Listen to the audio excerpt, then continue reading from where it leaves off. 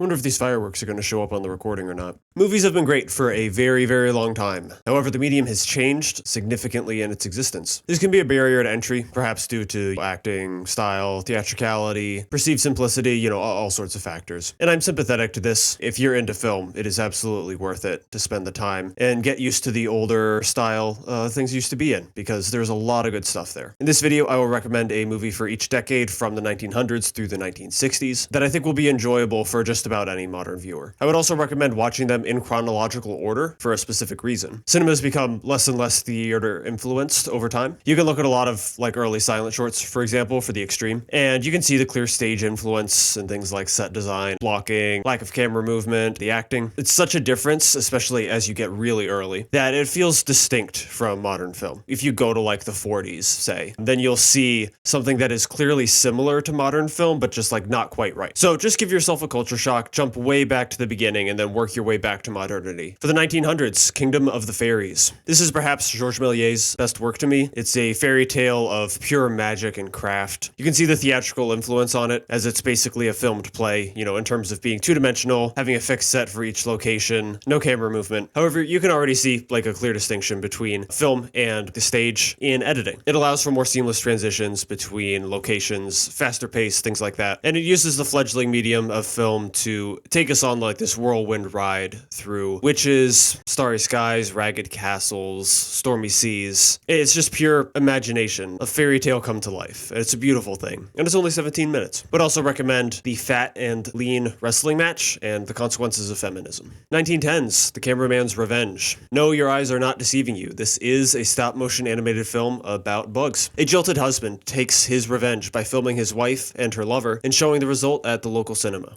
Do I really need to say anything else to sell this? If you're not on board with a movie about bug infidelity, then I don't know what to tell you. That's the sales pitch. Get some incredible things out of anthropomorphizing beetles. I would also recommend The Oyster Princess and Shoes. 1920s, The Phantom Carriage. Let's go a little darker here with The Phantom Carriage, which you can sort of think of as a slightly pitch-shifted New Year's Eve version of A Christmas Carol. An alcoholic, abusive ne'er-do-well is shown the error of his ways through a legend that dooms the last person to die on New Year's Eve, before the clock strikes 12, to take the reins of Death's chariot and work tirelessly collecting souls for the new year. Victor Sjöström is, for my money, the best silent film director. This film is full of supernatural doom and gloom. The effects work is stellar, the coloring is punchy, and it's a movie with a soul amidst all the supernatural and everything it's got going on. Sjöström was always so gifted at understanding how to conjure up emotion, and this is no exception, even for such a seemingly distasteful character. And additionally, I think the darkness of this film has not gone away over time. I think it still conjures all of its intended atmosphere even 100 years later. For the decade, I would also recommend The Passion of Joan of Arc and The Cabinet of Dr. Caligari. For the 1930s, My Man Godfrey. Fifth Avenue socialite Irene Bullock needs a forgotten man to win a scavenger hunt, and no one is more forgotten than Godfrey Park, who resides in a dump by the East River. One selling point for me is that this features William Powell, who is maybe my favorite actor. He may not have the largest range, but this type of character he plays in the movie, this debonair, disarmingly sarcastic gentleman is so spectacular.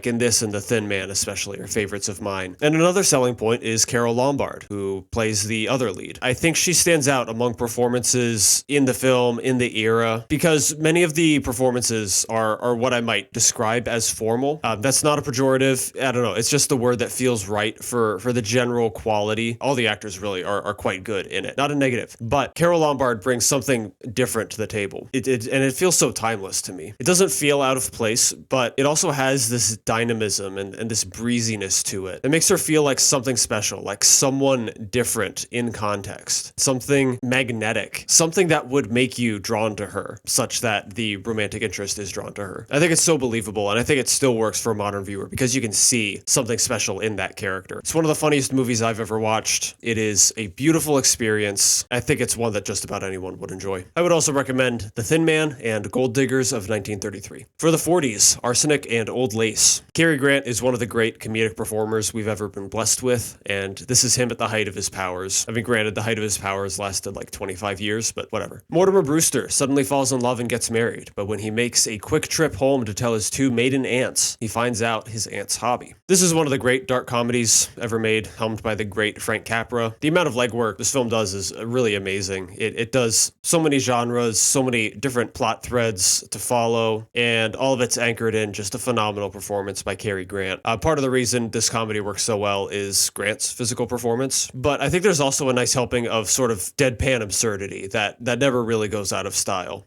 It's the kind of humor that always plays well, I think, because it requires the audience to do just like a little bit of work connecting the dots. And from the decade, I would also recommend His Girl Friday and The Setup. For the 1950s, Sweet Smell of Success. Let's briefly steer away from comedy for a noirish sort of story about scummy newspapermen. Aspiring publicist Sidney Falco does whatever he can to get into the good graces of legendary writer J.J. Hunsaker. One reason for recommendation is people love a good one-liner, and this film is chock full of great ones. To me, Mr. Hunsaker, you're a national disgrace.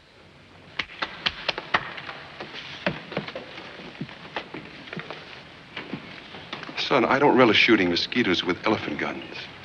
Suppose you just shuffle along and call it a day. Another is that the film specifically feels modern to me due to the very fluid and energetic sense of movement, which in my mind at least sticks out for the era. It was shot by legendary cinematographer James Wong Howe, and his work truly is excellent and additive in the film. And then a third plus is that there's something timeless about this particular kind of film. The kind of film with bad people on screen who you kind of hate watch, but also can't look away from. I think it's really an achievement to have that kind of balance. The distaste while still keeping you around. So I think the combination of the fast pace, the wittiness in the script, it keeps you there while you're kind of following and kind of like fuming at these characters in a way. And I think it's a very rewarding experience. Would also recommend The Lady Killers and Some Like It Hot. For the 1960s, Charade. Cary Grant again, almost 20 years later, still killing it. This time along everyone's favorite darling, Audrey Hepburn. Is the age gap too big? Yeah, probably. Does it feel like it matters? I don't think so. I think it works. Especially, I think, Cary Grant. Again, like I just can't say enough good things about him. His comedy in here is once again phenomenal. Just some great physical scenes with him. The film certainly feels like a Hitchcock riff in certainly the most complimentary way. It's one of those films where the fun is just simply experiencing it. I'm not saying there are no like merits outside of pure fun, but I think there is a certain type of film where the best quality is just the fact that it has the timing down and it's got the twist down and it's throwing things at you and it's all timed great and it never lets all the mysteries go, but it kind of like holds over this one mystery while it introduces you to another one. And it kind of keeps the chain going and it always keeps you guessing. And this is one of those films where it's always got something for you. Even if it's at a lull, you've got Cary Grant, you've got Audrey Hepburn, you've got fascinating things going on the whole time, and it's just a joy to experience. And for the decade, I would also recommend The Servant and Failsafe.